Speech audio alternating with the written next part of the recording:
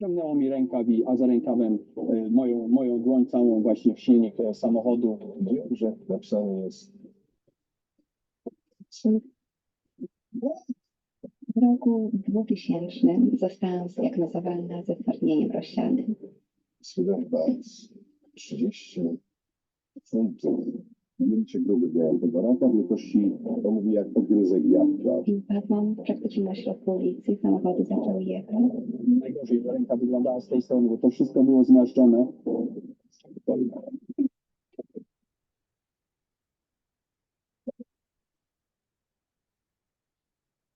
Do stwardnienia rozsianego nie chciałam tego żadnego znaku w mózgu, że cokolwiek kiedykolwiek mi było. Ręka jest w 100% sprawna. To jest po prostu ciuch.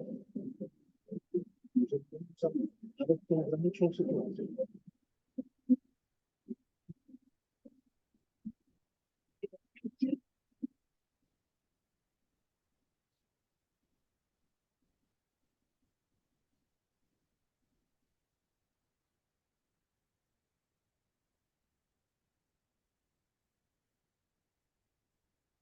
Cześć kochani, dzisiaj bardzo nietypowo zaczęliśmy pewnym zwiastunem. Oczywiście witam Was serdecznie, Janusz Dąbrowski na kanale Barwy Zdrowia i przedstawiam mojego gościa, czy też gościnię.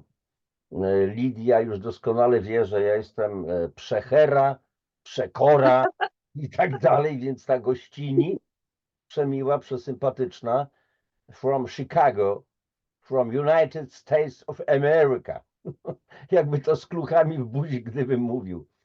Kochani, a więc Lidia Iwanowska.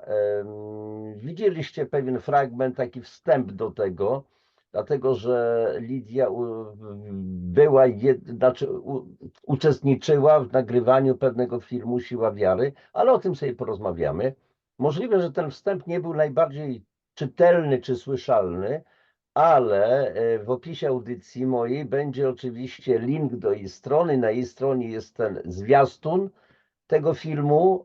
Zrobiło to na mnie duże wrażenie. Jest jeszcze jeden zwiastun, taka jakby po filmie, znaczy nie zwiastun, tylko po filmie, taka jakby takie wspomnienia ludzi, realizatorów, którzy nakręcili ten film, ale myślę, że na ten temat więcej Lidia Wam powie.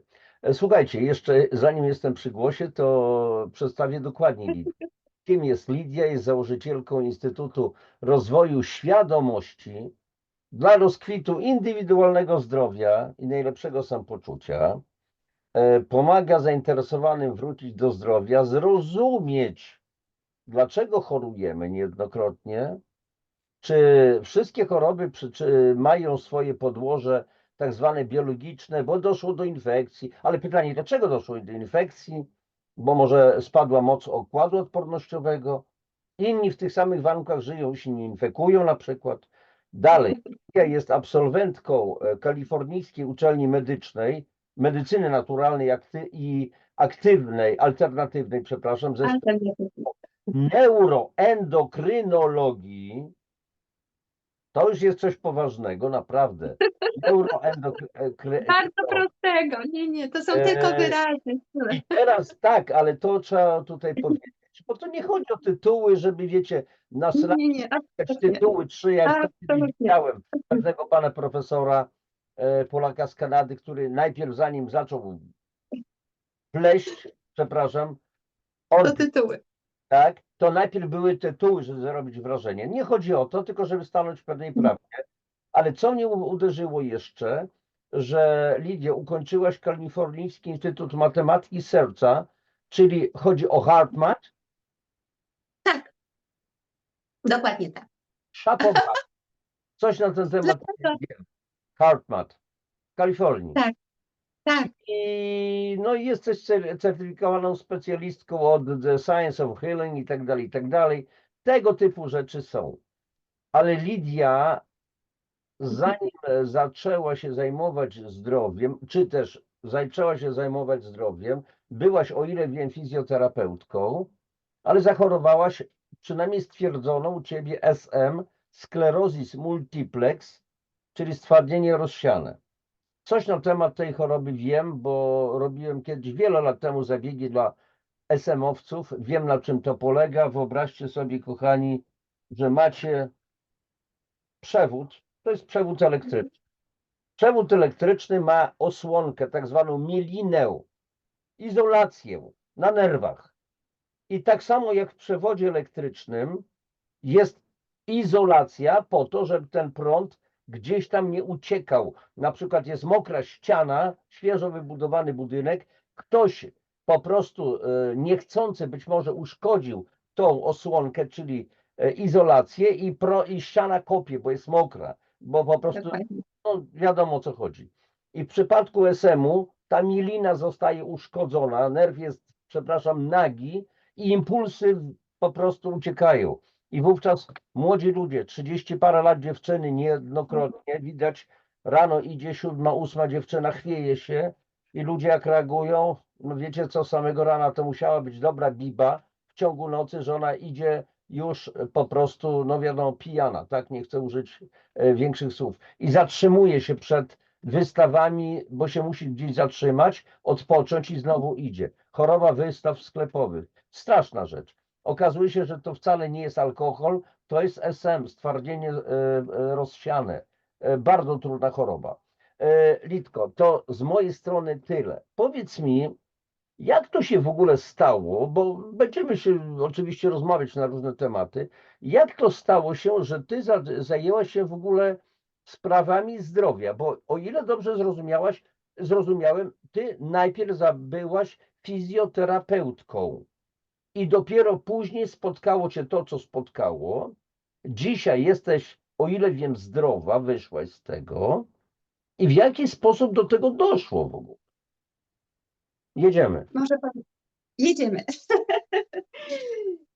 Drodzy kochani, to nie jest tak, że z reguły, jak już jest ciężka choroba, nie mamy uszkodzenia innych systemów. Jak już jest tak poważne zapalenie w organizmie, które uszkadza mózg, które uszkadza neurologię, centralny układ nerwowy i obwodowy, wiele innych rzeczy jeszcze było na mojej drodze, o czym do końca nie wiedziałam, ale potem się przekonałam, jeszcze po stwardnieniu rozsianym. I jak to się zaczęło? Tak, byłam w fizjoterapii i w czasie mojej pracy zaczęłam odczuwać symptomy, które były tak bolesne, że wchodzenie w te symptomy, myślenie o tym, przeżywanie tego, bo dalej się przeżywa, nie można do końca uwolnić traumy. Można ją osłabić, można ją zniwelować, ona zawsze będzie w pamięci komórkowej.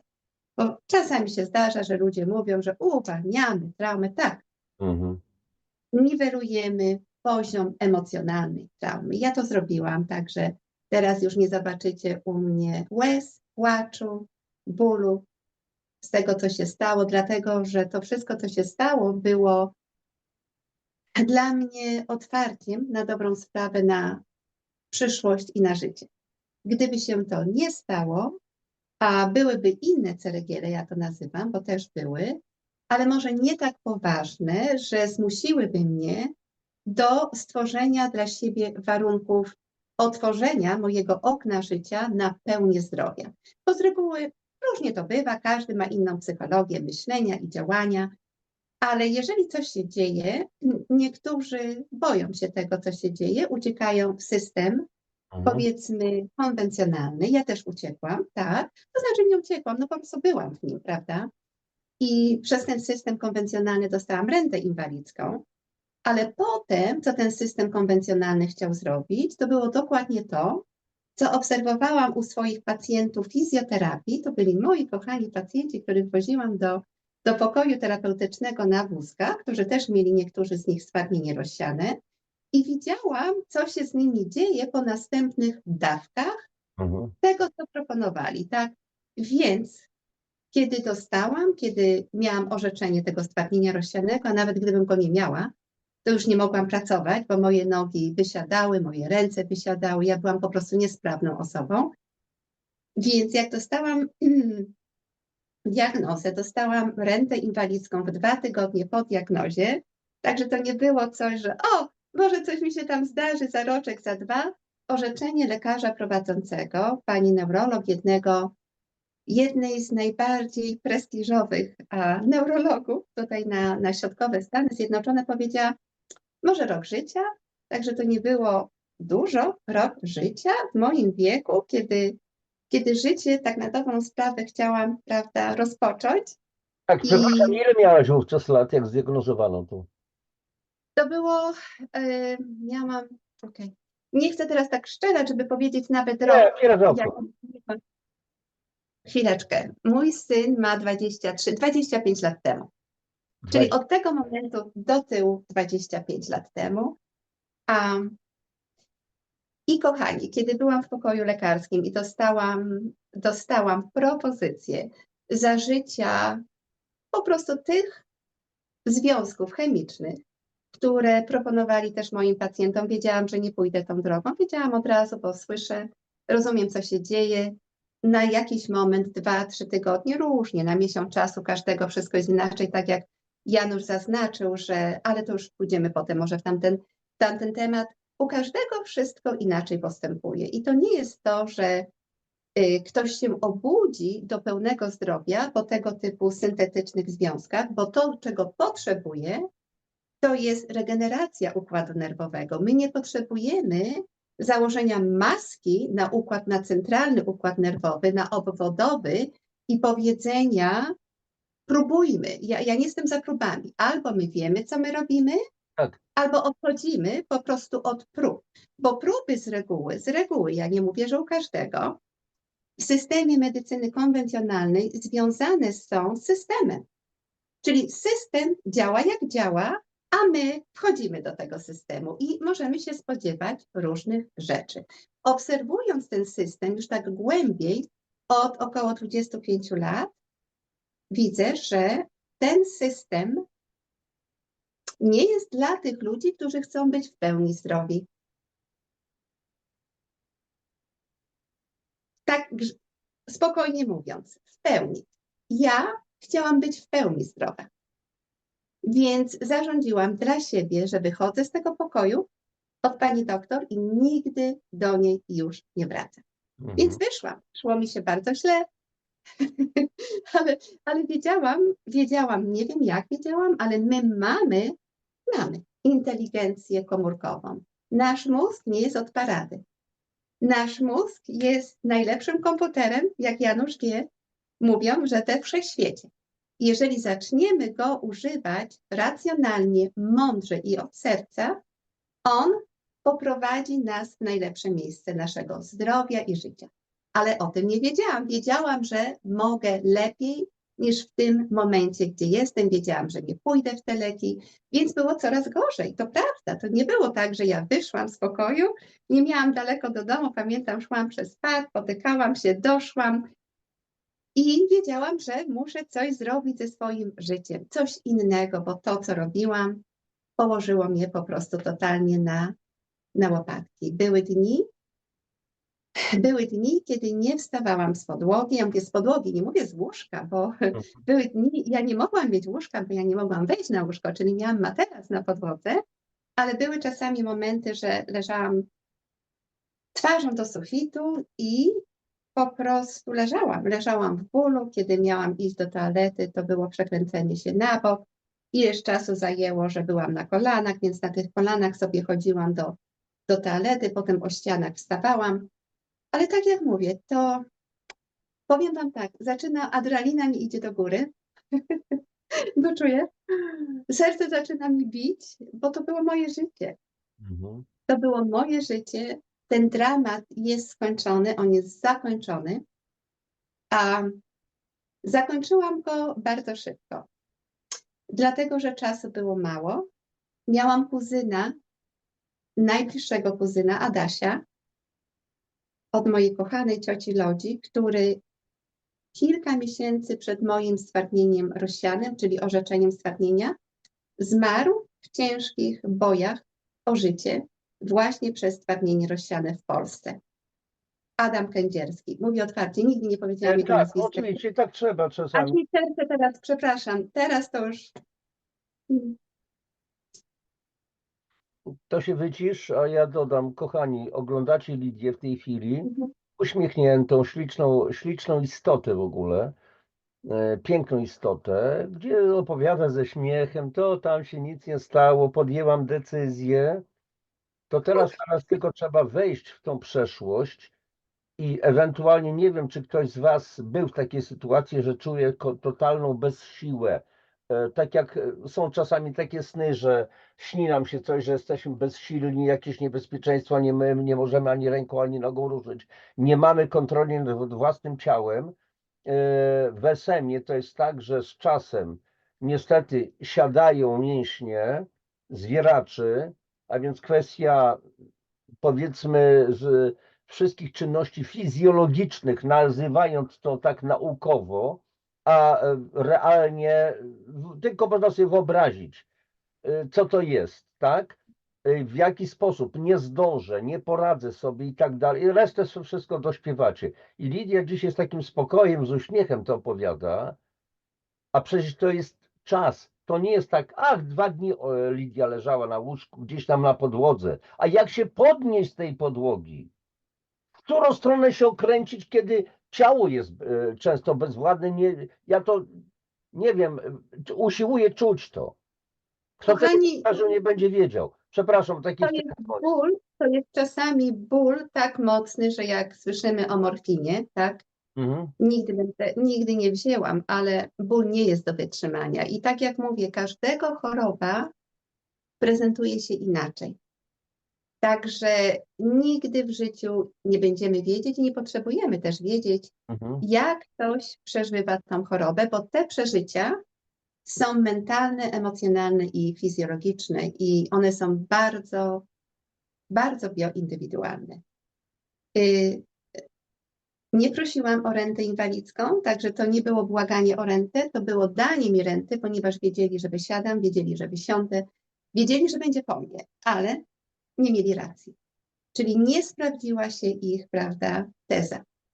Więc kochani, dużo różnych rzeczy zachodziło. Ja nie myślę, że to spotkanie, Januszu, jest na temat, nie wiem, może się mylę, tego, żebym ja opowiadała o swoich przeżyciach z wapnienia rozsianego, ale to takie wzrokowe chociażby, które utkwiło mi w pamięci, wzrokowy jak gdyby obraz tego, ktoś powie, jak ona to widziała, przecież lusterka nie miała. Nie, ale miałam dłonie, które chciały jeść, prawda, które chciały włożyć jedzenie do ust. I pamiętam, jak brałam jedzenie prawą ręką, bo z reguły się prawą je, prawą jadłam zawsze i przepraszam, bo nie wiem, czy teraz mam jakieś zakłócenia, bo ktoś dzwoni, Januszu. Wszystko jest dobrze. Ja cię Dobrze. tak. Więc brałam tak jedzenie i patrzyłam, jak ręka idzie mi na bok, idzie i dochodziła do tego miejsca, ale usta były tutaj, prawda? Więc brałam tą rękę swoją lewą, która pracowała lepiej i pomalutku wkładałam jedzenie do ust. Także na przykład z rękami miałam tego typu dylemat, z czesaniem, z ubieraniem, z odczuciem, nie że mrowieniem, cierpnięciem, praktycznie nie było czucia od pasa w dół. Pamiętam, nie wiedziałabym, że miałam buty, gdybym nie spojrzała, że są te buty, bo nie było żadnego uczucia od pasa w dół. Ale jakie było uczucie? Czasami ból dotknięcia ubrania, ból dotyku był taki, że po prostu miażdżył mi mózg w bólu i krzyczałam. Także różnego rodzaju historie fizjologiczne, odczuć parametrów, prawda, receptorów, które przesyłają zniszczenie do mózgu, a mózg krzyczy, prawda, krzyczy zniewolony i nie wiadomo, co zrobić dalej, więc zajęłam się sobą, po prostu zajęłam się sobą, brzmi to tak awangardowo, no bo jak się można zająć sobą, prawda, w takiej sytuacji, kiedy człowiek nic nie wie, bo fizjoterapia nic mi nie dawała żadnego zrozumienia, jak odreperować centralny układ nerwowy i mając zagrożenie życia, prawda, ale myślę, że mając to serce, mając ten umysł i spajając te najwspanialsze organy, które uwielbiam, bo myślę, że każdy wie, że od tych 2 organów zależy jakość naszego życia, zależy Głównie jakość. Głównie jakość. Chciałam powiedzieć długość. Długość jest ważna, jeżeli jakość jest wspaniała, prawda? Więc zajęłam się zrozumieniem, jak można odbudować to, o czym mówiłeś, odbudować reakcje neurologiczne do obwodowego systemu nerwowego.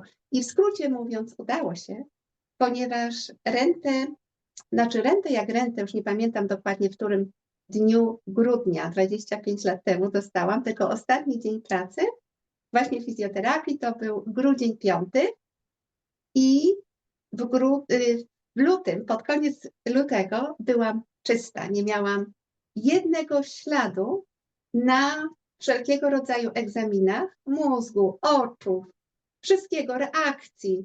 Nie miałam jednego śladu po stwardnieniu Na badaniach, rozsianym. podczas badań. Tak, na badaniach. Także nie można tego w jakiś sposób zakamuflować, no bo jest albo nie ma, prawda? Albo jest gdzieś pomiędzy. Ja nie miałam nic, byłam czysta. Byłam czysta, jak to się mówi, jak tabula rasa, jak po prostu czysta tablica przy urodzeniu. Mogłam wpisywać w swój mózg nowe życie, nowe funkcje, nowe wszystko. I właśnie to, o czym mówiłam jakiś czas temu. Możemy wszystko, my ludzie, możemy, naprawdę. Ja wiem, że możemy i to nie jest domena tego, że ja mogłam. Każdy może. Tylko pytanie, czy my odważymy się na otwarcie siebie naprawdę. Naprawdę. Bo nie wiem, jak to już inaczej powiedzieć. Naprawdę. To nie jest to, że było kłamstwem, że ma stwardnienie rozsiane. To była ta prawda, ale co my zrobimy z tą prawdą, co my zrobimy z tym uszkodzeniem naszego mózgu, to już do nas należy. To już do nas należy. I nie chcę mówić, bo tak nie jest i to nie będzie to tak, jak powinno, gdybym powiedziała, że każdy to może zrobić. Wedle swojej interpretacji, swojej świadomości, bo każdy jest inny. I każdy ma prawo wyboru. Ja mówię, zawsze to jest wybór, kochani. To, co zrobimy z daną chorobą, to jest nasz wybór. I dlatego jest tak wiele dróg, prawda, Januszu? Tak wiele jest możliwości w tym życiu. Jeden pójdzie tu, drugi pójdzie tam, trzeci pójdzie w innym kierunku. I każdy ma do tego prawo, a ja nie mam żadnego prawa i nikt nie ma na dobrą sprawę, żeby mówić, że to jest dobrze czy źle, że ktoś tak zrobi czy inaczej. Ja miałam prawo do swojego życia i ja go wykorzystałam. Lidio, to ponieważ ja jestem przekora i lubię troszeczkę tak prowokować, zaraz, jak to prawo? No dobrze, masz prawo, ale my mamy jednoznaczną, że tak powiem, jednoznaczne rozwiązanie, nic pani nie pomoże, proszę to brać, ale wszystko się będzie pogłębiać, tak? To jest jedna ścieżka. Ty wybrałeś zupełnie coś innego.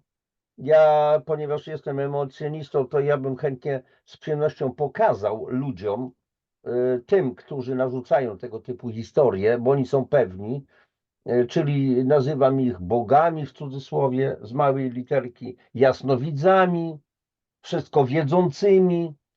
Oczywiście wiecie doskonale, o co chodzi. I to, nawiązując do tego, co powiedziałeś, jesteśmy stwórcami i możemy wszystko. Dla mnie przykładem takim był oczywiście Jezus. I zabrzmi to dzisiaj być może bardzo kościółkowo, ale ja o tym oficjalnie piszę, mówię, przepraszam, będę marketing stosował w cudzysłowie. Pisałem o tym w mojej książce Nie samym chlebem żyje człowiek, jak odkryć Boga w sobie i podawałem przykłady również z mojego życia. Bo niby wywiad teraz mamy, ale w zasadzie to jest rozmowa, tak? Też jakby rodzaj takiej wiwisekcji, takiego przykładu. Ja wiem, z jakich rzeczy zostałem powyciągany. A dlaczego? Bo zacząłem odkrywać w sobie, że jestem ukochanym dzieckiem Boga. A jeżeli jestem dzieckiem Boga, to mam możliwości stwórcze Boga. Warunek, żeby być razem z Nim. To, co mówił Jezus. Gdybyście mieli wiarę jak ziarnko gorczycy, to powiedzielibyście tej górze, żeby się wrzuciła do morza. Tylko po co góra miałaby się rzucać? Bez sensu robić cyrkowe sztuczki. Czyli, i jeszcze już kończę to moje wejście, taka słynna historia ewangeliczna, gdzie pewna kobieta, która miała wieloletni krwotok, w końcu dopchała się wierzyła, że jeżeli tylko dotknie jego szat, będzie uzdrowiona.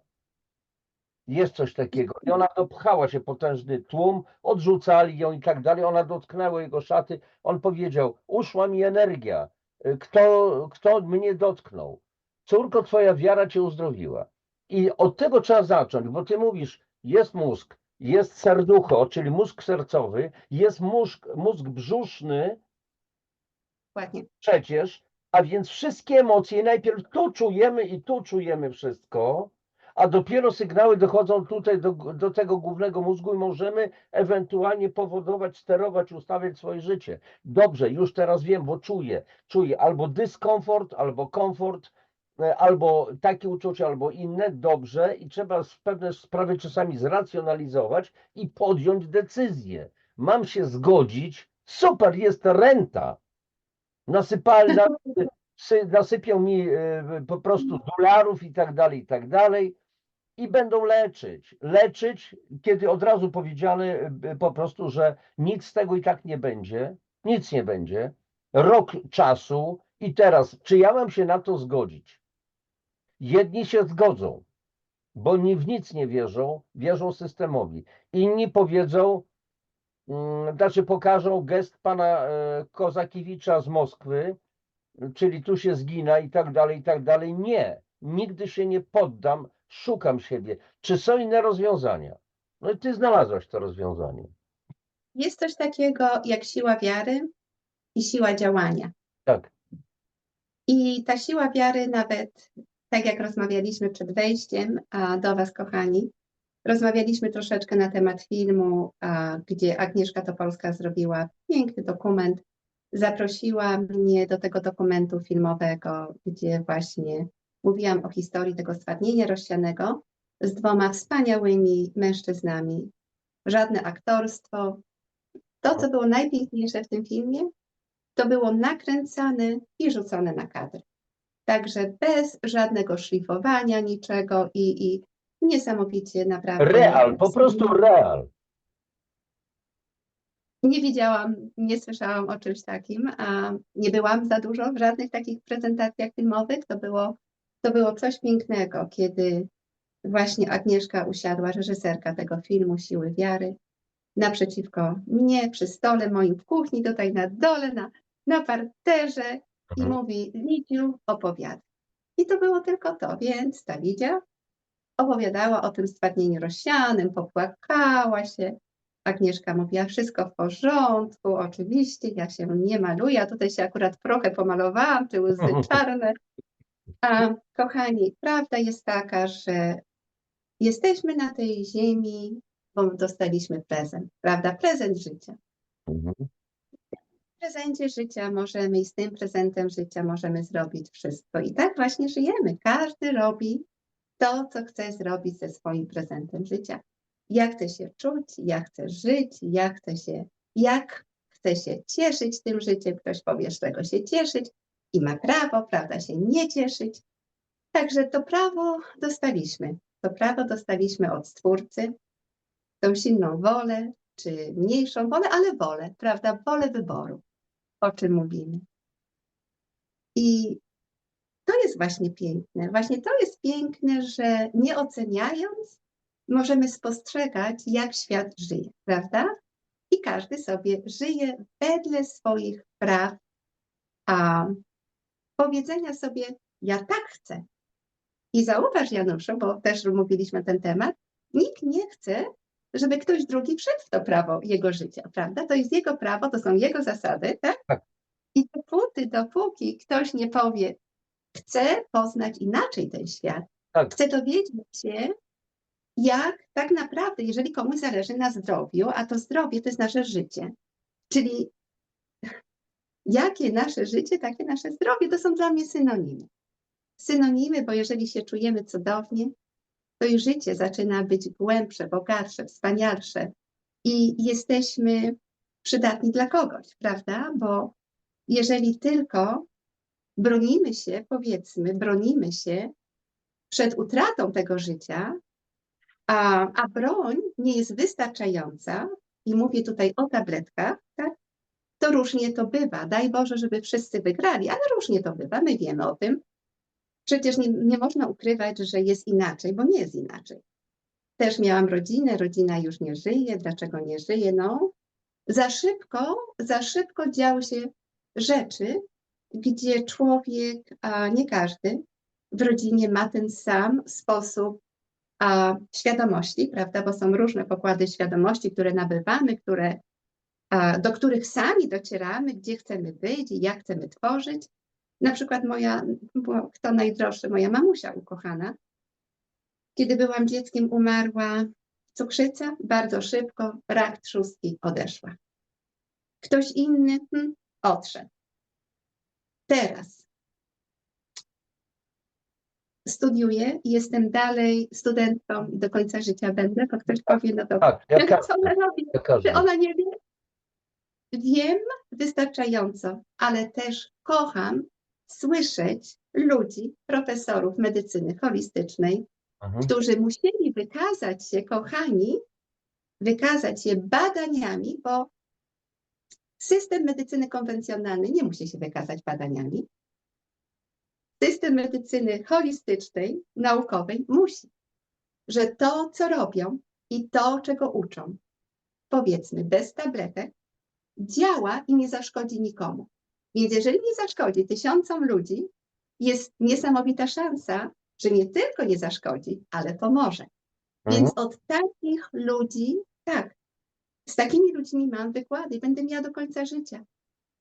I na przykład David Coates, to jest dyrektor badań statystyki chorób w Stanach Zjednoczonych, mówi, jest coraz gorzej, będzie coraz gorzej. Jesteście jedyną ekipą na świecie, która może tym ludziom pomóc i otwórzcie swoje serca, dajcie tym ludziom wszystko, bo inaczej giniemy, po prostu giniemy, ponieważ będzie więcej szpitali, będzie więcej chorób, to nie ma znaczenia, że jest więcej informacji, to jest I mimo, przepraszam, wejdę w słowo, mimo tego, że będzie więcej szpitali, więcej techniki medycznej, i tak będzie więcej chorób.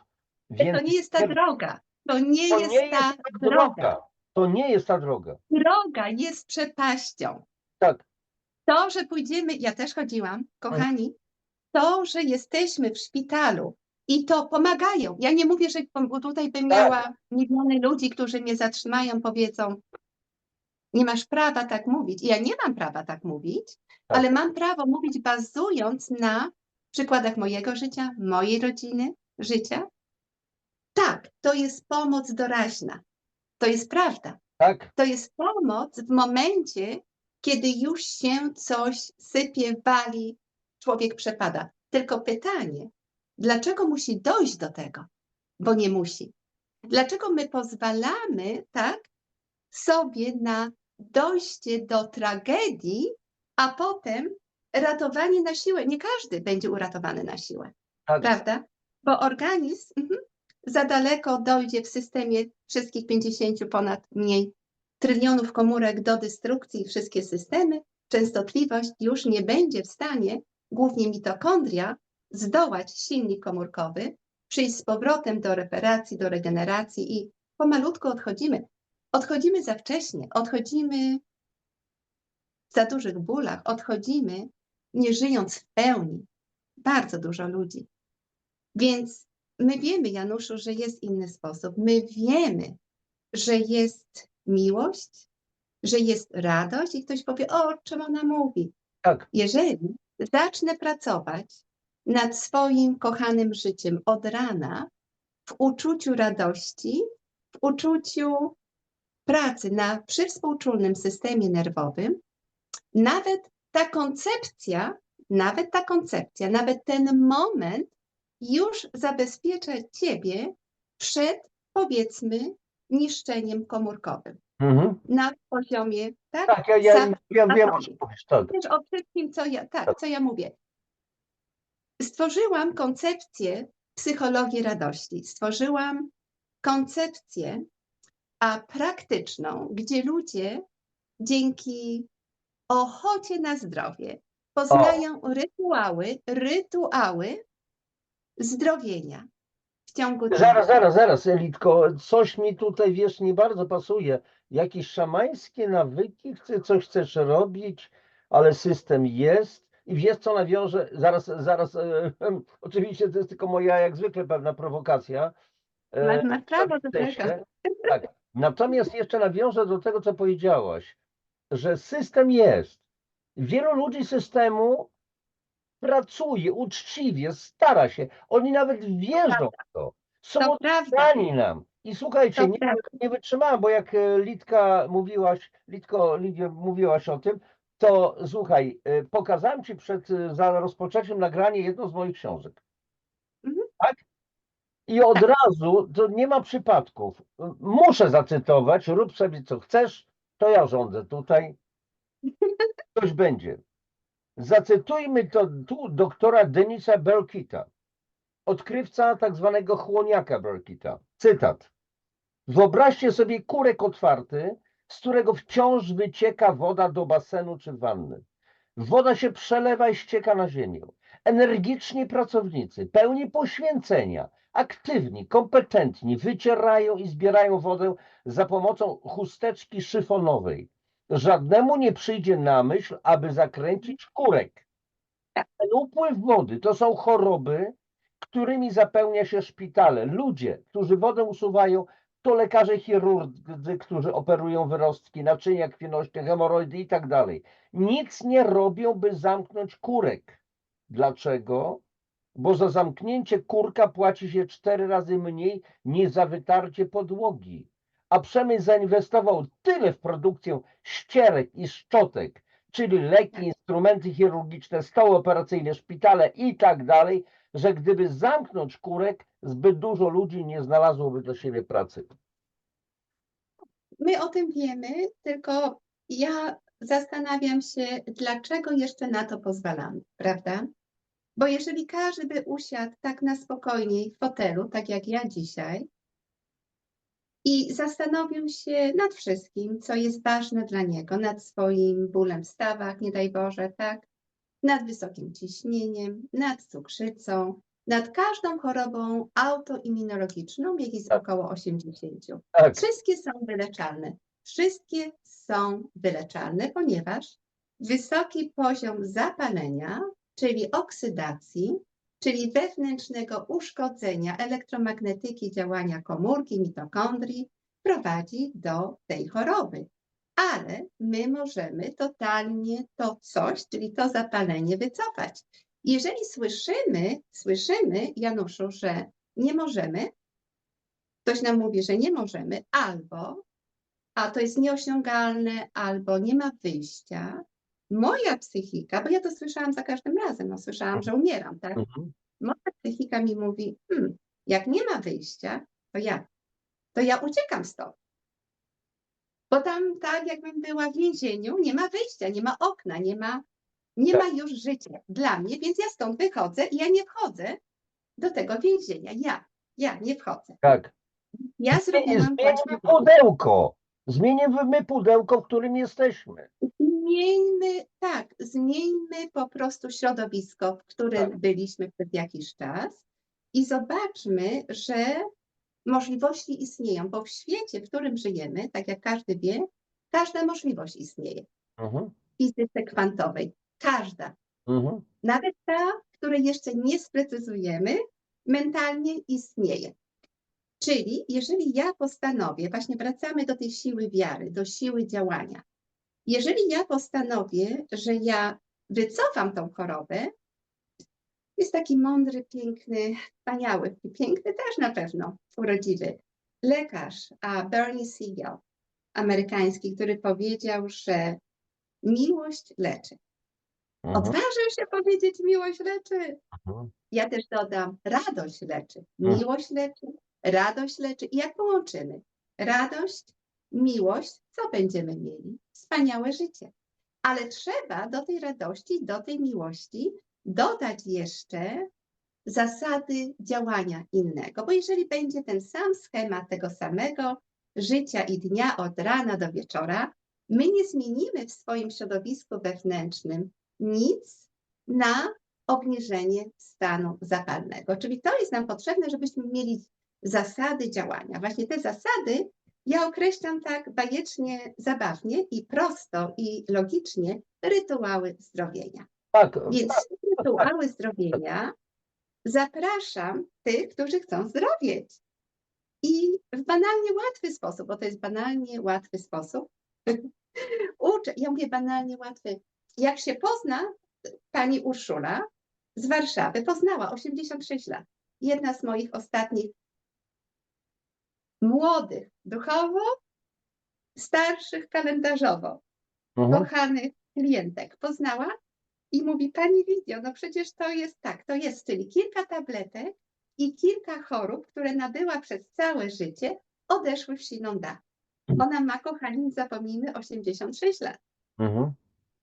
Bo ktoś powie, jak ma 40, 50, 60, że już nie da rady, bo ktoś mu powiedział, że z chorobą musi żyć do końca życia, prawda? Chorobą Czyli- się nie wygra. Ale kochani, tak jak mówię, tak jak Janusz wie, jak ja wiem i praktycznie bardzo dużo ludzi, którzy nas słuchają, to nie jest sposób na zdrowienie.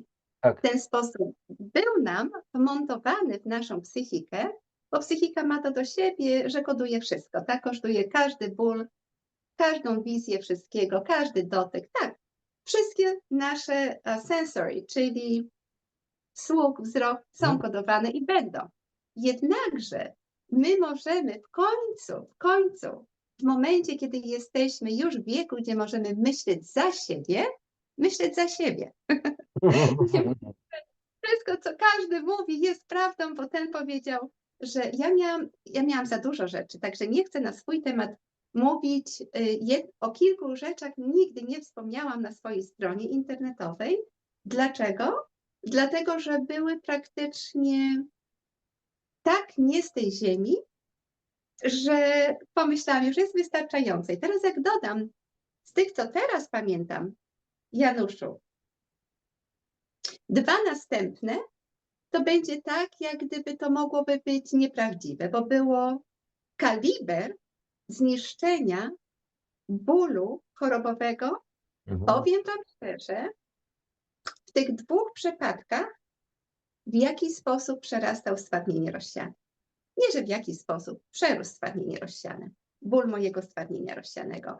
Więc dałam sobie spokój z opisem tego, ale jest on w mojej duszy, jest on w mojej świadomości, w każdej komórce intensywnie zapisany, co można przeżyć i można z tego dalej wyjść. Więc dla każdego słuchającego powiem wam, że jesteście z tej ziemi, ale nie z tej ziemi. I dlatego, że jesteśmy nie z tej ziemi, mamy tą boskość w sobie i w każdej komórce jest Bóg Wszechmogący w tobie. I jeżeli dojdzie do nas, do naszego serca, który ożywi nasz umysł, ta świadomość, że tą siłą, tak jak wiemy, mówi się, i to jest przenośnia, ale przeniesiemy góry i będziemy po drugiej stronie, gdzie jest światło, gdzie nie ma rozpaczy, gdzie jest zdrowie, my tego dokonamy. Wiem, że nie może tego dokonać każdy, dlatego że każdy decyduje o sobie i jeżeli ta decyzja nie będzie na światło, będzie powiedzmy gdzieś pomiędzy.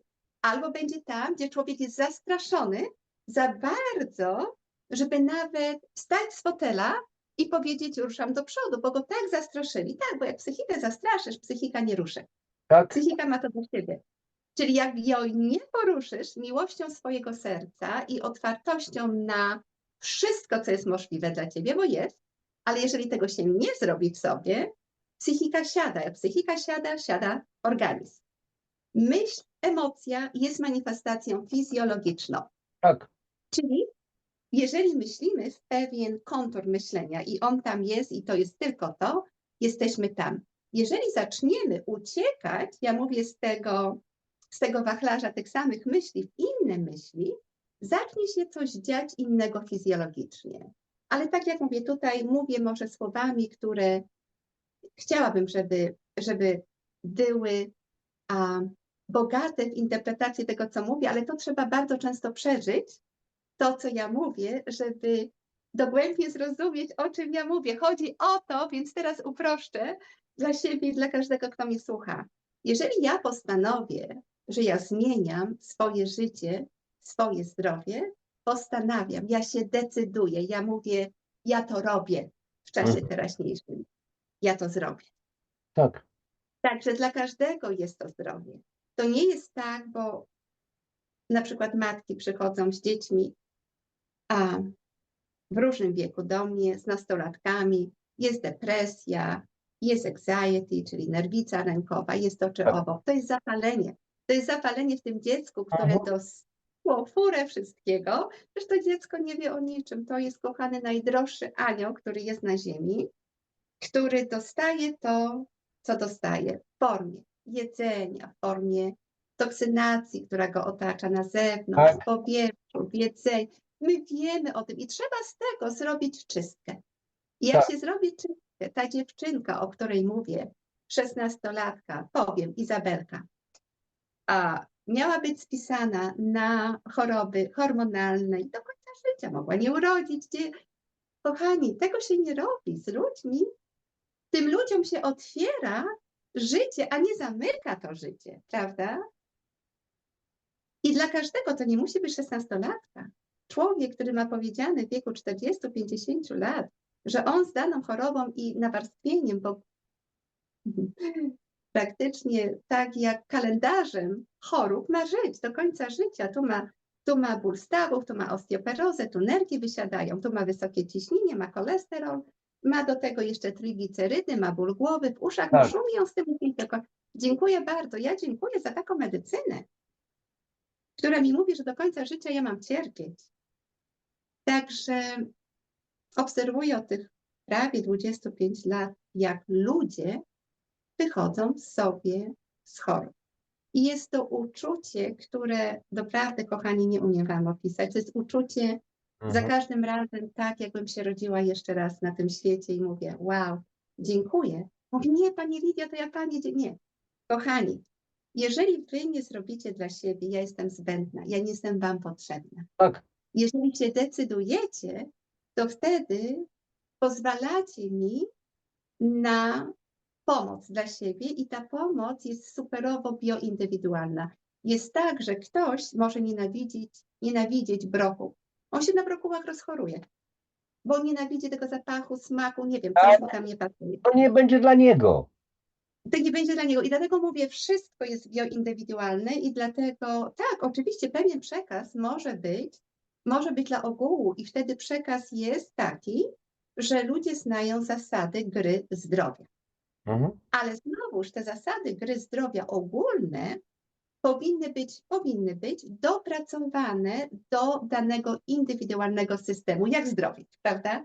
Dla pani Zosi, dla pana Marka, bo każdy ma innego rodzaju wszystko. Emocje, myśli, ciało fizjologiczne, genetykę. I dlatego, kiedy spotykam tego kochanego człowieka, tak jak teraz właśnie też wczoraj zapisała się do mnie kochana pani Maria z Arizony, tak a propos, jak będzie słuchała mnie, to powie, ona jest szalona. Pozdrawiam panią Marię. Ale tak, mówimy tylko pani Maria z Arizony, nic więcej. Także pani Maria z Arizony była polecona przez moją kochaną przyjaciółkę, byłą pacjentkę Maję. Ta kobieta dojdzie do zdrowia. Dlaczego? Dlatego, że ona od początku jest gotowa. Ona mówi, pani Lidiu, ja wiem, ja słyszałam, pani to robi, ja nie chcę więcej chorować, ja mam to gdzieś daleko. Ja odchodzę od tego. Ona podjęła decyzję po prostu. I tu, Lidio, wejdę ci w słowo. Bo... A ja jeszcze coś powiem, Januszku, jak mi pozwolisz, ta pani starsza, kochana moja Urszulka z Warszawy, pierwsze zdanie, które mi powiedziała, pani Lidio, ja jestem zmotywowana, ja jestem silna, ja to zrobię. Ja mam 86 lat, kochani, ja wiedziałam, że ona wygra. Bo to była ta siła, która, wow, to nie ma tak, że wy będziecie zdobywać góry, wy będziecie zdobywać zdrowie wedle waszych potrzeb, a ono jest smaczne, ono jest wspaniałe, wy nie musicie przechodzić przez drakońskie próby, wy dostajecie przepis na zdrowienie. W tych rytuałach zdrowienia chciała dostać, może tak powiem, to nie, że ja dam. Ona chciała, ona zaprosiła to zdrowie do siebie, zmieniła zasady choroby na zasady zdrowienia w ciągu dnia. Mamy dzień, budzimy się, kończy się dzień, idziemy spać. Co zrobimy w tych godzinkach? Czy 14, czy 16? Tak. To jest albo akumulujemy ekstra zasady chorobowe, czyli zapalne, tak? Jedzenia, myślenia, zachowania, toksynacji, wszystkiego, co robimy, wszystkiego, co... Albo odsuwamy się od tego. Mamy, tak jak mówię, receptę zdrowienia.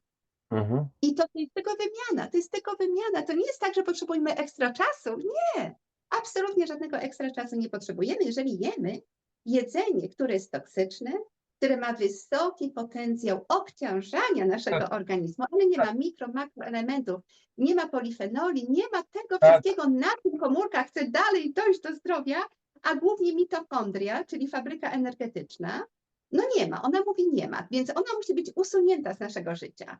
I następna musi być usunięta, ponieważ ona nie ma na czym, prawda, tworzyć tej swojej wewnętrznej siły, bo nie dostarczyliśmy. Dostarczyliśmy coś, co, tak jak mówię, jak młotek uderza ją w głowę, tak? Więc ona niknie, ona przepada, ona przestaje być funkcjonalna.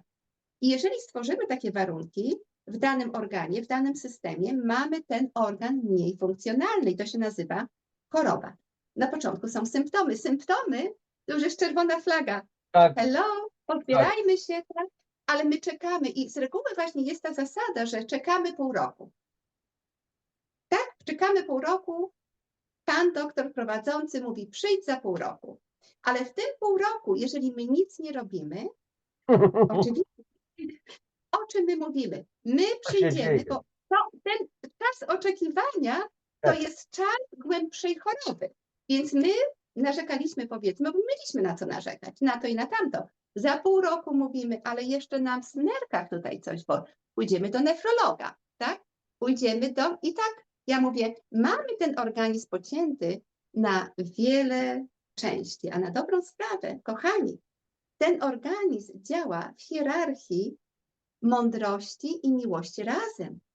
System sercowo-naczyniowy nie działa osobno od systemu trawiennego.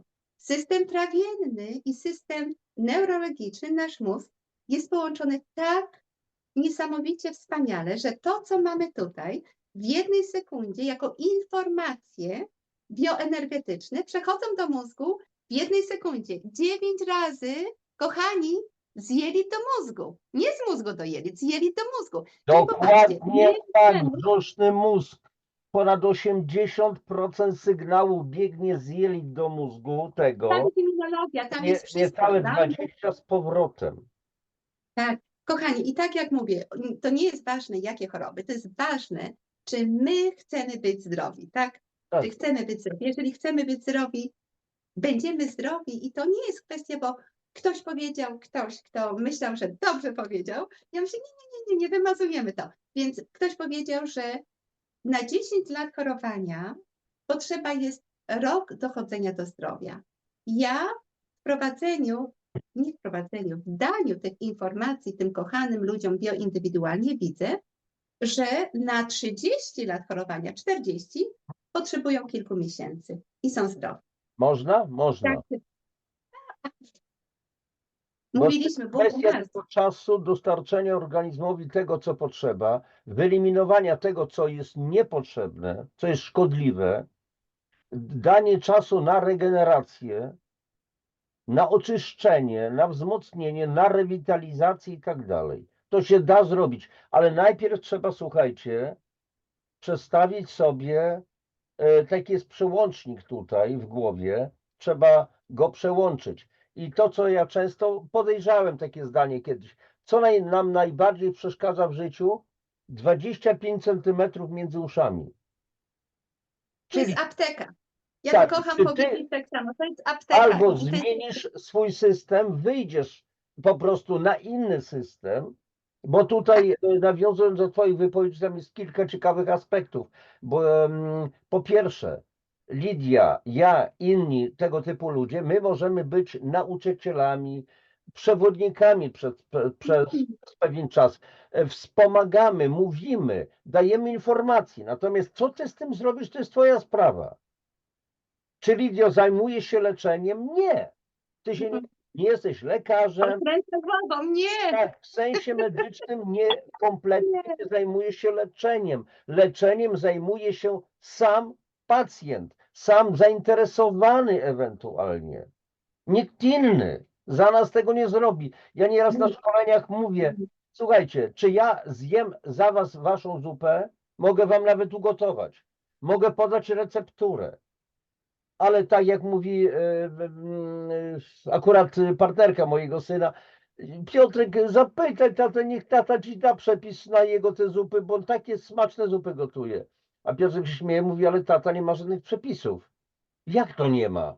No nie, on to robi z głowy, ale wkłada coś jeszcze więcej, bo jak wie, że my mamy przyjechać, faktycznie mam radość, że zrobię coś, ci moi goście będą jedli, czyli moją miłość. Jak zwał, tak zwał. Wszystko.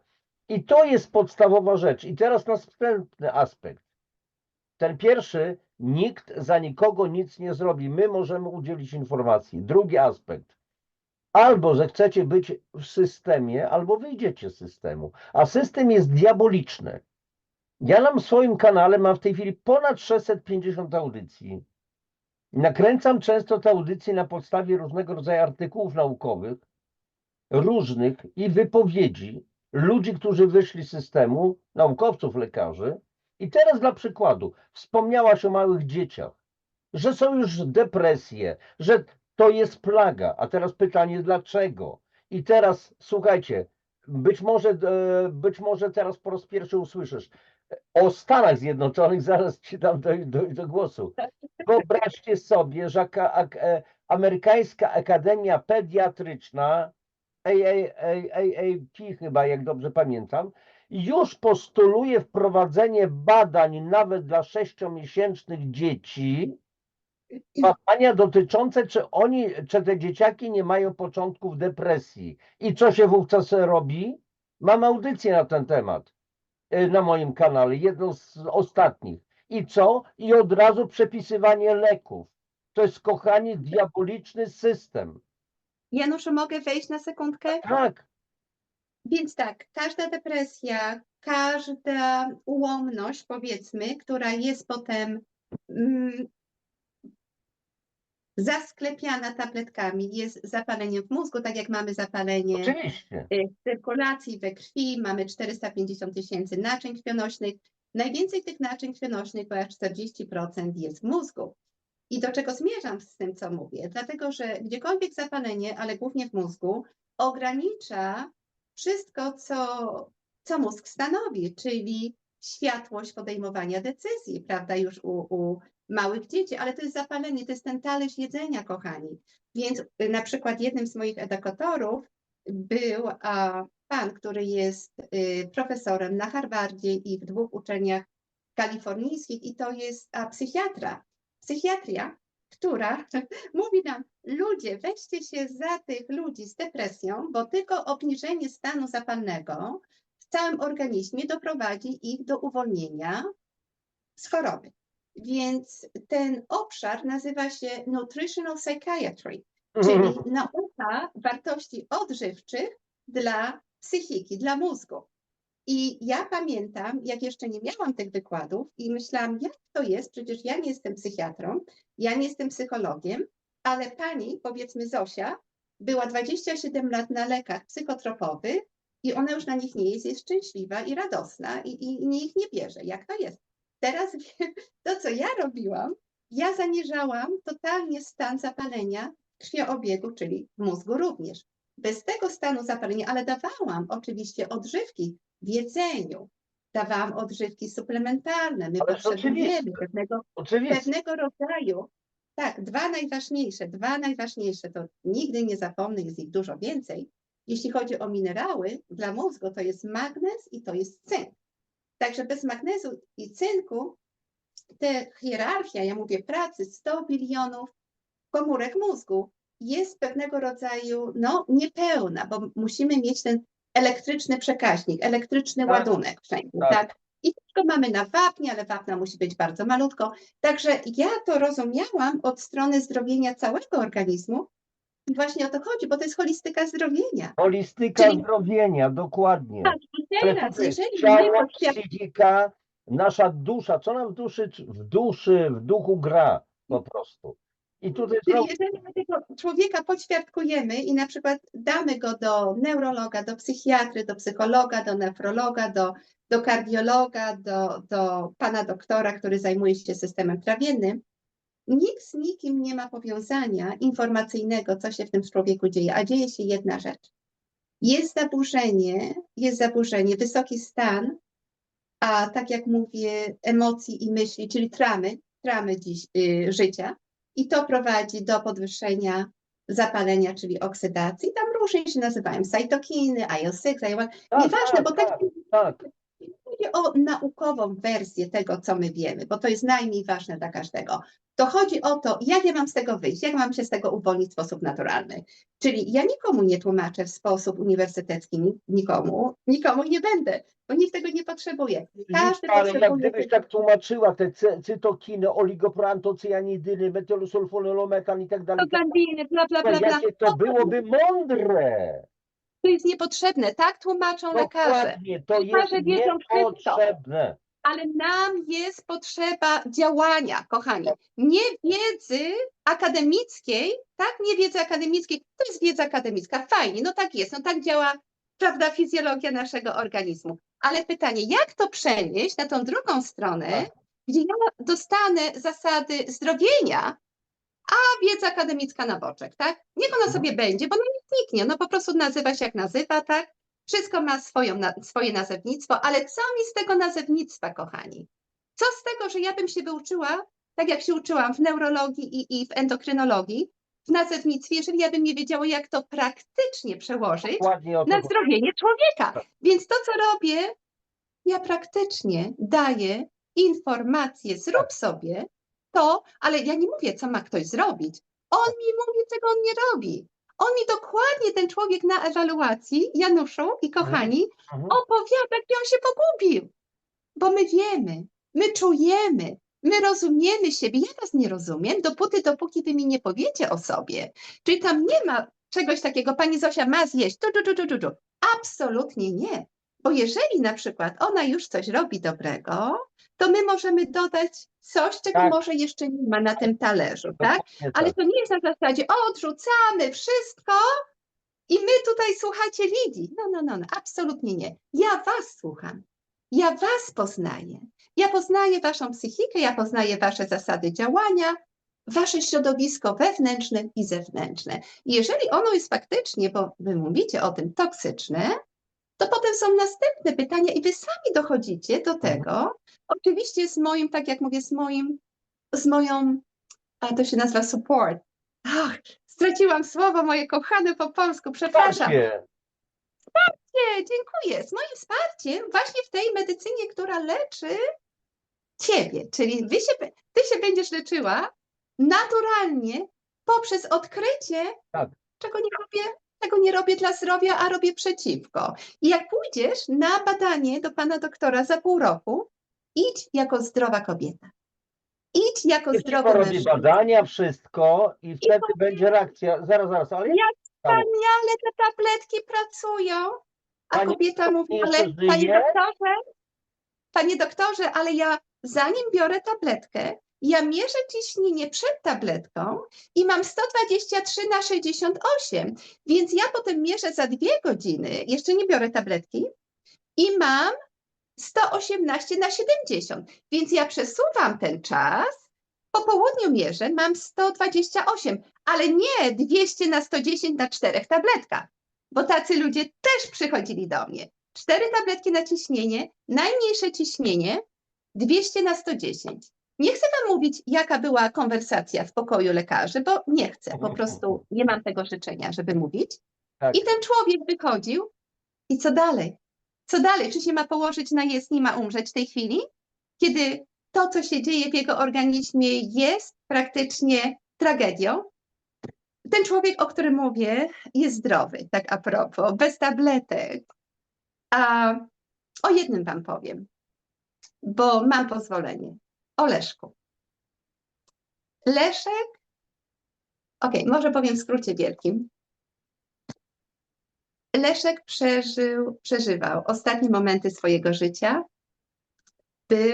Leszku, będziesz mnie słuchał? Wyślę tobie to nagranie. Pozdrawiamy cię, Leszku. Pozdrawiam z całego serca. Przeżywał ostatnie swoje momenty życia, był na trasie w swojej ciężarówce do Kalifornii. Zjechał, wiedział, że dla niego był koniec, a nie chciał odchodzić, patrzył na telefon, nie mógł nic robić więcej z telefonem, tracił wszystkie czynności swojego organizmu, oddechu, czucia i miał wybór. On mi o tym opowiadał, bo bym inaczej nie wiedziała. Miał wybór. Dzwoni na karetkę albo dzwoni do Lidii, ale tej Lidii jeszcze dobrze nie pozna. I jego myśli były tak, jak zadzwonię na karetkę, ja tak umrę, prawdopodobnie zanim karetka przyjedzie, tak? A zadzwonił do mnie, właśnie powiem wam o sile wiary. O sile, która w nas jest, bo ja nic nie zrobiłam dla niego wtedy.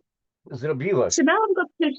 Trzymałam go przy życiu około 5 godzin, tak Leszku, dobrze mówię? Tak gdzieś od godziny 12 do 5 do 6 rano trzymałam go przy życiu na telefonie. On potem mówił do mnie, bo na początku, kiedy zadzwonił, tam nie było nic, tam było wycie. Tam było wycie bólu i ja rozpoznałam numer, wierzyłam, że ten człowiek nie igra sobie z niczym, że coś się stało, że jest jakaś awaria i ja myślę, będę dla niego po tej drugiej stronie jak człowiek, po prostu jak człowiek. O tej godzinie praktycznie nie zawsze odbieram telefony, o 12 w nocy czy po 12 w nocy z reguły ludzie o tej godzinie nie dzwonią do mnie.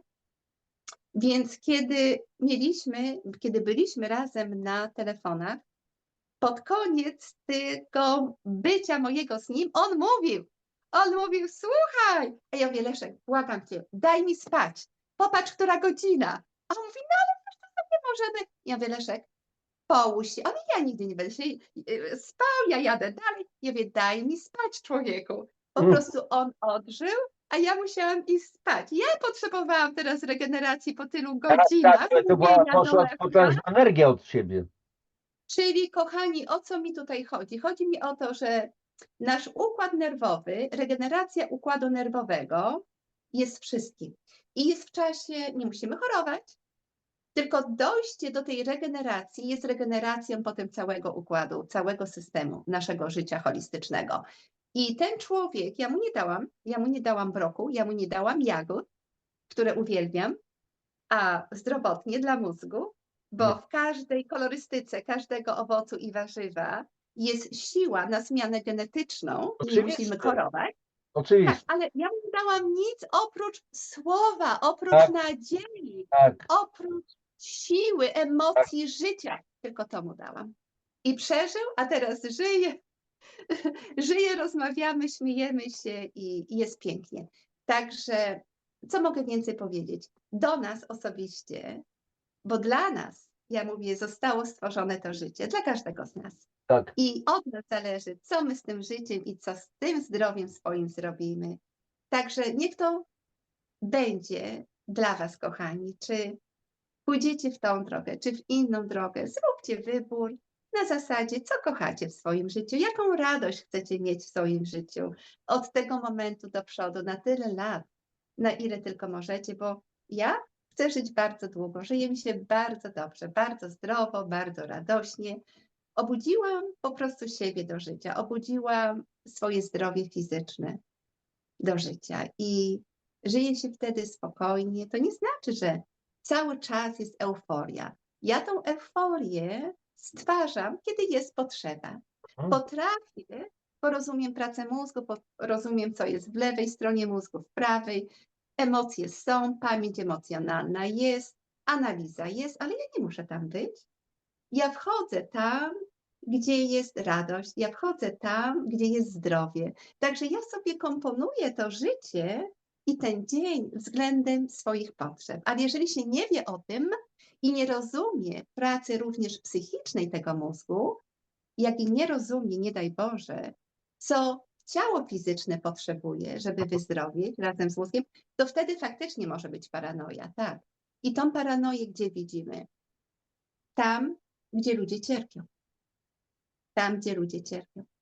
Ja mówię, dajcie mi tych ludzi, tak, na krótki czas. Dajmy sobie 3-4 miesiące, pół roku Tak, i zobaczmy, jak kwitnie, ja mówię, kwiat, który jest podlewany, który jest nasłoneczniony, który dostaje odżywkę.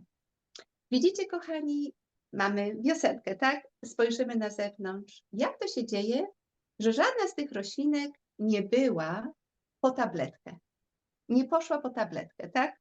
A gdzieś tam, prawda, jakaś gałązka może nie jest jeszcze w pełni, prawda, prosta, coś się tam dzieje, ale to drzewo nie idzie po tabletkę. Ono czeka na nasłonecznienie, ono czeka na wodę, wy nie musicie czekać, bo wy możecie sobie dać, tak? My jesteśmy świadomi, także możemy sobie dać tą receptę, a natura czeka na tą receptę i tak dostanie. Ona się nie boi, tam nie ma strachu, ojejka, nie było deszczu. Deszcz przyjdzie. ale czy na jeszcze pewno będzie deszcz, a może będzie za gorąco, a może to? Rośliny, zwierzęta wiedzą i żyją tu i teraz, a człowiek głupieje. I dlatego, że głupieje, dlatego, że pracuje na systemie walki i ucieczki, jego Tak. ciało głupieje.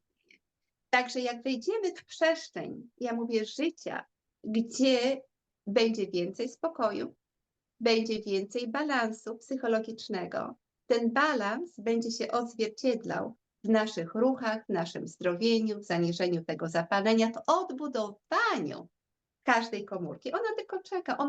Jeżeli mamy symptom, jeżeli ktokolwiek ma symptom, jakikolwiek, to jest coś najpiękniejszego, ponieważ ta dana funkcja, gdziekolwiek by była, kolana, mózgu, ramion, serca, cukrzyca, daje nam informację, zrób coś dla mnie. Tak, zrób coś dla mnie. Pójdziemy pod bandaż i zabandażujemy ten problem.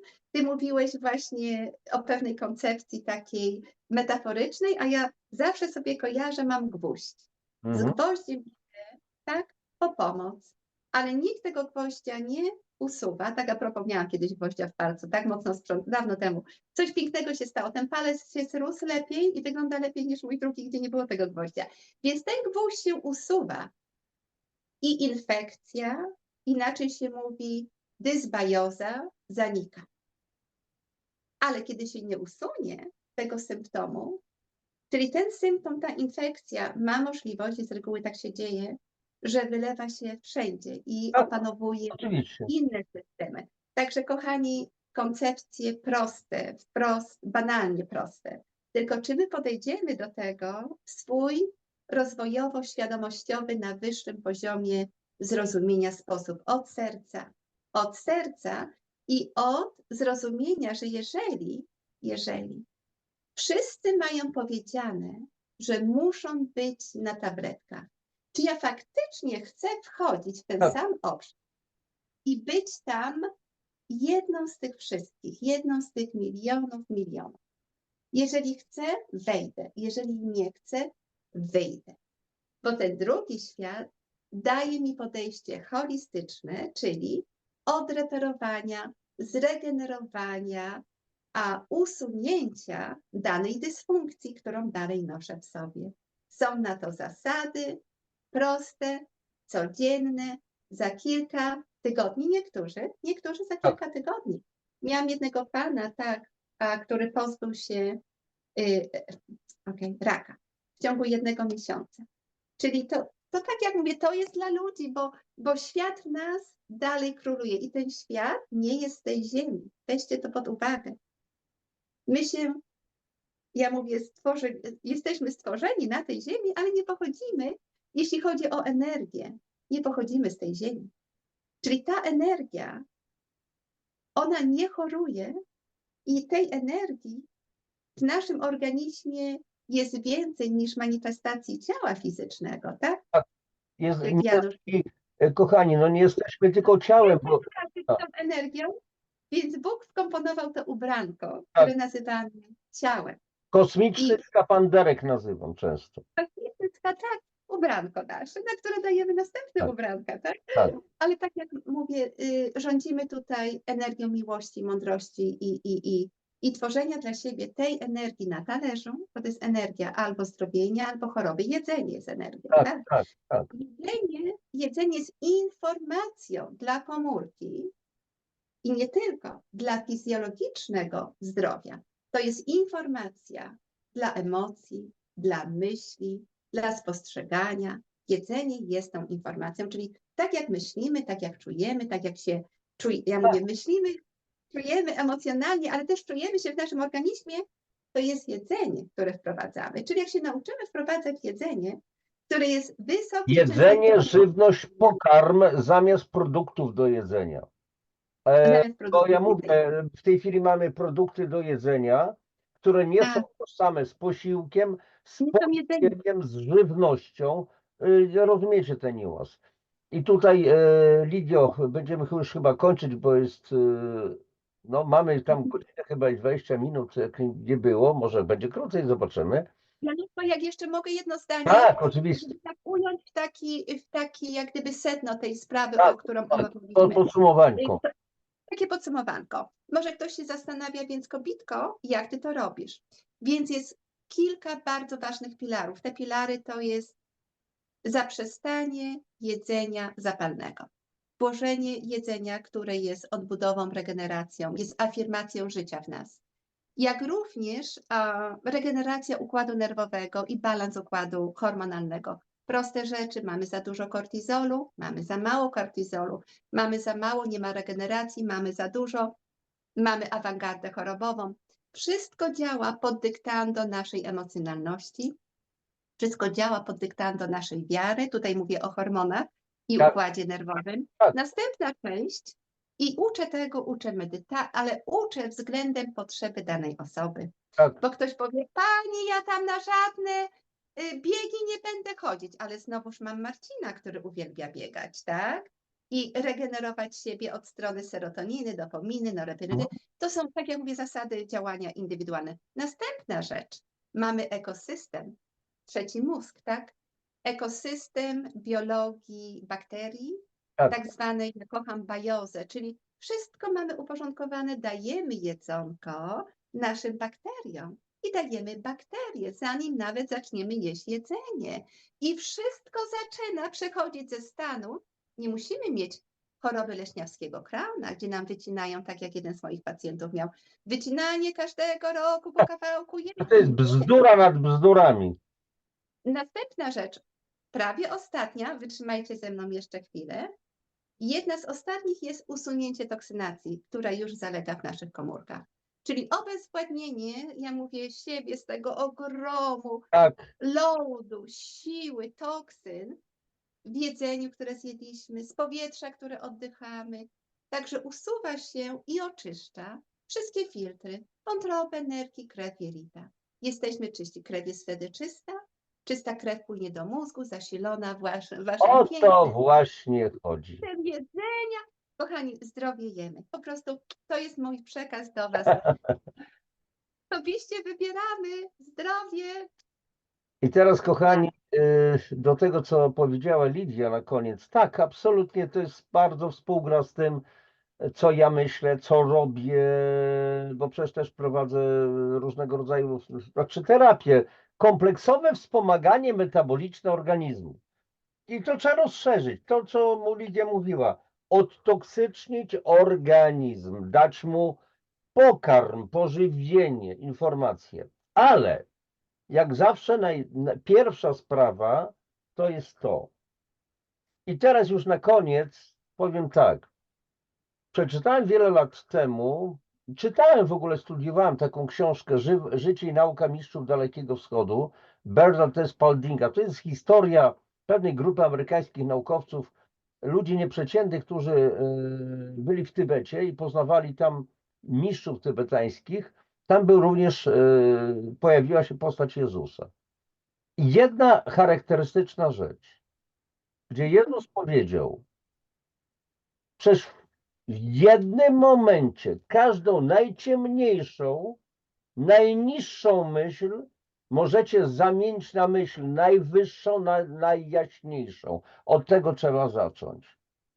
Jeżeli sobie powiesz, nie umiem, nie potrafię, nie mogę, to już to stworzyłeś. Więc dlatego Lidia i ja mówimy, umiem, potrafię, mogę, jestem zdolny. I wy tak samo umiecie, jesteście w stanie, jesteście zdolni, potraficie. Tylko trzeba mieć Najważniejsze, decyzję. najważniejsze jest wierzyć w siebie, w swoją siłę, w Tak. sobie. Bo ja też wiem, jeszcze tutaj Janusz, wejdę na chwileczkę, jeżeli się mówi, a się nie czuje prawdy, to jest tak, że nie działa. Czyli jak poczujecie tą prawdę, możemy ją wymodlić, możemy ją wymanifestować, możemy ją tak. stworzyć dla siebie w czasie spokoju swojej duszy. Jeżeli odczujecie, bo mój początek też gdzieś był, to nie jest, że stwardnienie rozsiane było moim początkiem, nie. Moje połączenie duchowe z życiem, które mnie otacza, z Bogiem, który mnie otacza, było moim początkiem, bym powiedziała, to tam działałam ze stwardnieniem na usunięcie tej makabry, żeby żyć i przeżyć. Udało mi się, tak. Można było? Można było, ale Januszu, co było najbardziej, jest najważniejsze dla mnie, to jest uczucie, że nie jestem sama w tym świecie na ziemi. Że to, co mnie otacza i czego nie widzę, jest dalej obecne. Jest tą energią, która daje mi to życie. Tak. Tak. I teraz jaką energię ja chcę włożyć w swoje jestestwo, w swoją fizjologię, w swoją interpretację elektromagnetyczną działania komórek. Jeżeli to będzie wyższy poziom, ja zdrowieję właśnie szybciej, bo teraz moja tym jedzeniem, tym oczyszczaniem, tymi 4 prostymi rzeczami. Oczywiście sen jest bardzo ważny. Sen, powiem wam, jakbym miała jedną rzecz wybrać, nikt mi się nie pyta, ale ja mówię, Sen. jedną rzecz miała wybrać, to jest oczyszczenie, tak, mózgu, neurologii w czasie snu. Bo jeżeli mózg poukłada sobie, co zatrzymać, co opróżnić, to jest taki fajny system oczyszczania w tych naszych płynach mózgowych i one muszą być czyste, inaczej mamy kogiel-mogiel w mózgu. Tak, tak. Pytanie jest ponad wszystko. Odeszłam trochę od tematu, ale nie do końca. Więc Jesteś w temacie cały czas. Pan No. akurat w sen. Więc jak sobie tak fajnie, delikatnie i to nie jest na łubudu, nie. Jedna rzecz powiedzmy na tydzień, 2 rzeczy, jeżeli ktoś prosi. 3 rzeczy, ale już za 3 miesiące. Wiecie, kochani, gdzie my jesteśmy z tymi małymi krokami? Wszystko zaczyna się od małych kroków. Budujemy, dochodzimy do pełni, do holistyki życia w nas. I nie mamy potem na co narzekać, bo wzięliśmy zdrowie, życie w swoje ręce. Zrobiliśmy dla niego wszystko, co kochamy dla siebie, prawda? Dla siebie, tak, dla siebie. Czyli żadnej rewolucji, to co ja też od wielu lat mówię, żadnej rewolucji, ewolucja, step by step, krok po kroku. Zmiany, ale najpierw zmiana w mózgu, zmiana naszego myślenia. I już ostatnie zdanie. Kiedyś się nauczyłem na pewnych szkoleniach, padało takie zdanie, jeżeli chcesz coś zmienić w swoim życiu, to musisz coś zmienić w swoim życiu. Wszystko w temacie. Lidio, bardzo dziękuję, że wystąpiłaś, że podzieliłaś się swoimi bardzo osobistymi przeżyciami, ale też historiami tych ludzi, z którymi miałeś do czynienia. To są tylko, kochani, przykłady i aż przykłady tego, że można sobie poradzić z różnymi rzeczami, bardzo trudnymi. Ja też jestem takim przykładem człowieka, który przeżył życie, powiedzmy, nie piściło i może dobrze, bo dzisiaj jestem tym, kim jestem. Nawet ci ciemni nauczyciele, że tak powiem, też nauczyli każdego z nas różnych rzeczy. Kochani, dziękuję za to, że uczestniczycie w naszych audycjach, za to przychodzicie, oglądacie, wysłuchujecie. Oczywiście, jak zawsze, proszę Was o lajki, o komentarze, przepraszam, o dzielenie się linkami ze swoimi znajomymi. Słuchajcie, w opisie audycji będzie kontakt do Lidii. Przepraszam, ale teraz coś mi wpadło.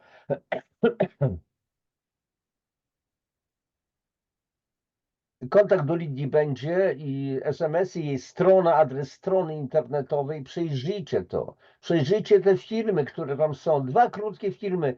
Jeden zwiastun właśnie tego filmu, przepraszam, Siła Wiary, zapomniałbym.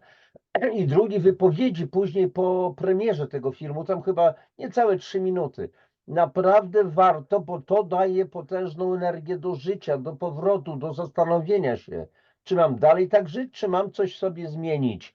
Zmienić coś w swoim życiu z korzyścią dla mnie. Pomyślcie sobie, kochani, tak, co by było, bo będzie.